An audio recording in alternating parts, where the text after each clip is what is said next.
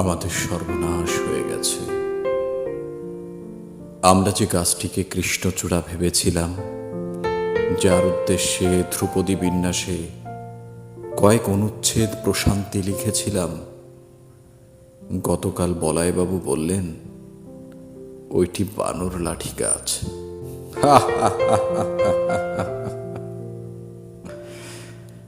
Alsatian ভেবে যে সারমেয় শাবকটিকে আমরা 3 মাস বকলস পরিয়ে মাংস খাওয়ালাম, ক্রমশ তার খেকি ভাব প্রকট হয়ে উঠেছে।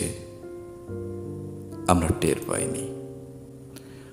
টের পাইনি আমাদের ঝর্ণা কলম কবে ডট পেন হয়ে গেছে, আমাদের বড়বাবু কবে হেড অ্যাসিস্ট্যান্ট হয়ে গেছেন, আমাদের বাবা কবে পাপী হয়ে গেছেন।